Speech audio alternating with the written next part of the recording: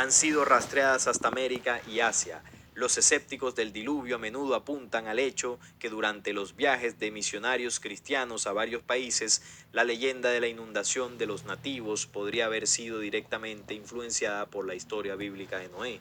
Si bien es un argumento razonable, muchas otras historias de la inundación son contadas por civilizaciones que nunca habían estado en contacto con los misioneros cristianos. Otros, tales como por ejemplo las tradiciones de la inundación mexicana, se originó en edades bastante anteriores al arribo de los españoles. Por ello, la influencia cristiana es inadmisible en este caso. La cuenta de Noé y su supervivencia de la inundación en un arca fue igualmente derivado, directa o indirectamente, de la babilónica épica de Gilgamesh, la cual fue escrita en tablillas de barro miles de años antes de que Moisés escribiera su historia. La historia de la inundación sumeria a su vez sirvió como inspiración para la versión babilónica. Eventualmente, la historia de la inundación fue acarreada en las últimas tradiciones judías, cristianas y aún musulmanas. El mito griego de la inundación cuenta cómo Zeus, el dios principal, determinó destruir a los humanos con el diluvio y prometió a los otros dioses que él crearía una nueva raza de seres perfectos. Sin embargo, Prometeo, el dios del fuego, advirtió a Deucalión, quien escapó junto con su mujer Pira en un arca, la cual después del 10.º día vino a encallar sobre una montaña. La versión griega del diluvio se asemeja a historias mucho más antiguas del cercano oriente y se podría suponer fundación por una poderosa deidad.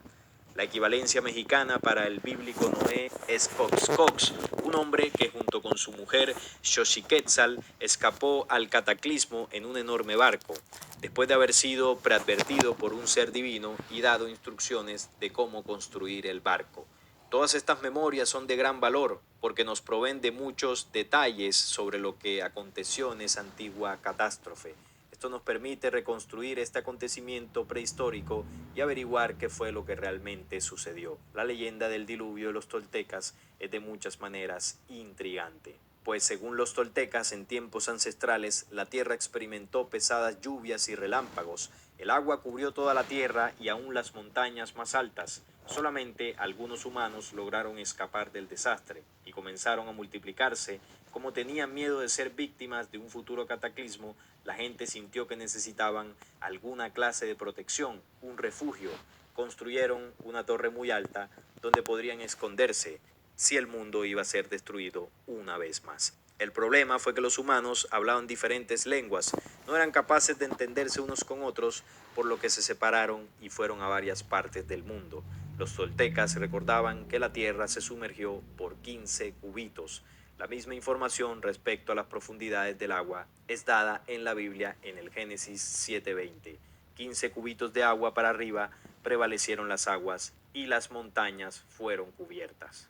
Entre muchas otras culturas, y casi todos comparten las mismas memorias de los días cuando la tierra casi murió. Cientos de mitos universales de inundaciones, leyendas y tradiciones refiriéndose a un desastre cósmico en la antigüedad pueden ser encontrados en casi cada esquina de nuestro mundo. Y por todo este panorama y distintos relatos que describen una catástrofe planetaria de magnitudes gigantescas, cabe la pregunta: ¿quién realmente envió el diluvio?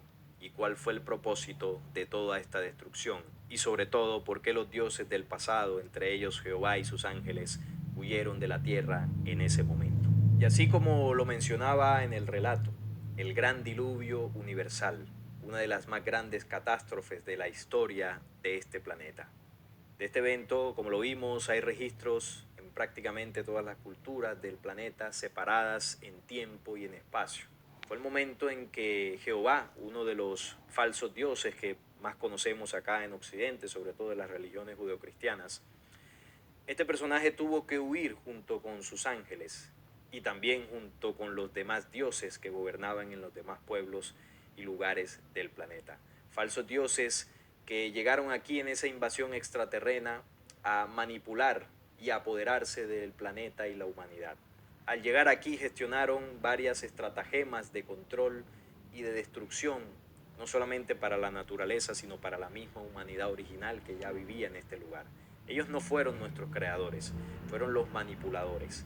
Empezaron a hacer juegos genéticos, mezclas genéticas, alteraciones genéticas de animales, plantas y seres humanos. se mezclaron con las mujeres humanas, como dicen algunos textos, como el Génesis 6, el libro de Enoc, el libro de los Jubileos y algunas otras referencias históricas que hablan de la mezcla de estos falsos dioses con los humanos, dando como resultado una raza de híbridos, semidioses o gigantes que gobernaban desde la antigüedad. Había todo un control y perversidad sobre este planeta. Los dioses gobernaban en persona en sus lugares de culto. Y estos dioses con un poder total y absoluto pusieron en riesgo a la humanidad. La llevaron casi a la destrucción también el planeta y la naturaleza. Y en un punto, en un momento de la historia, llegó lo que conocemos el diluvio, la gran catástrofe, como hablan también las crónicas de Acacor, o también la gran inundación. Hay diversas formas que las distintas culturas le llaman. Lo cierto es que fue un evento que tenía como propósito destruir la maldad que había en este planeta Tierra.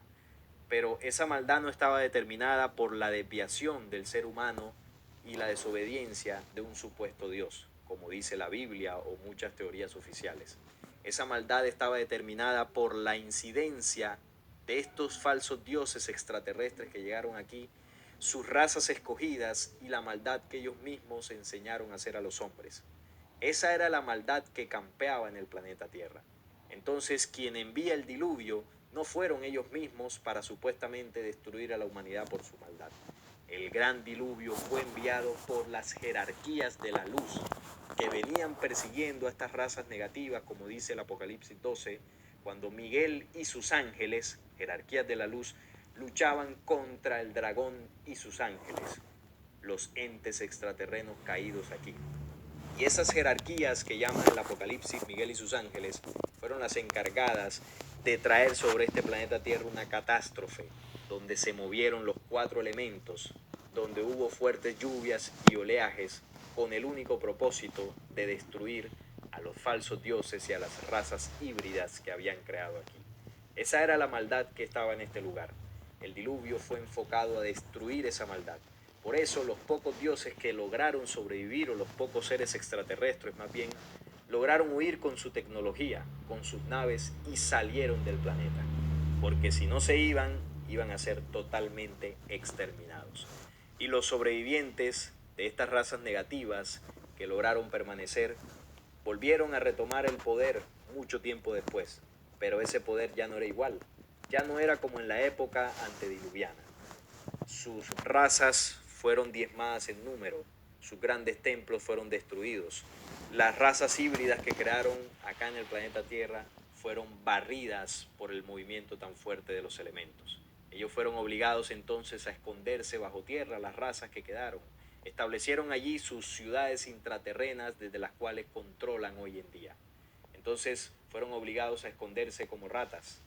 Y desde ese momento en adelante se vieron obligados a dejar a su descendencia genética en una raza parecida al ser humano que estaría sobre la tierra mimetizándose y mezclándose con nosotros, la raza humana original.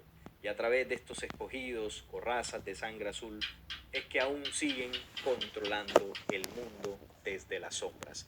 Ellos son los que están detrás del poder, los que están detrás de las élites.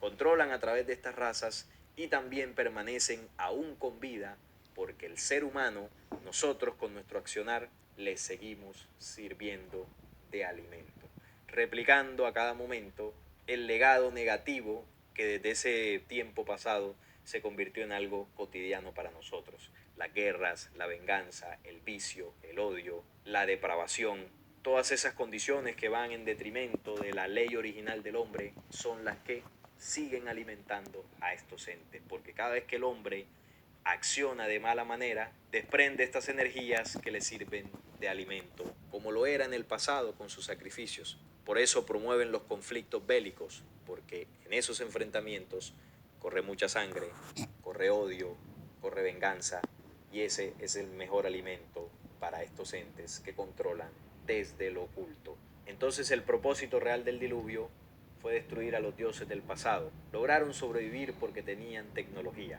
pero al que sí no podrán sobrevivir es al evento catastrófico, vamos a llamarlo así, que sucederá al fin del tiempo, donde los elementos se moverán una vez más, pero mucho más fuerte, y esta vez no quedará ni raíz ni rama de estos entes que invadieron aquí.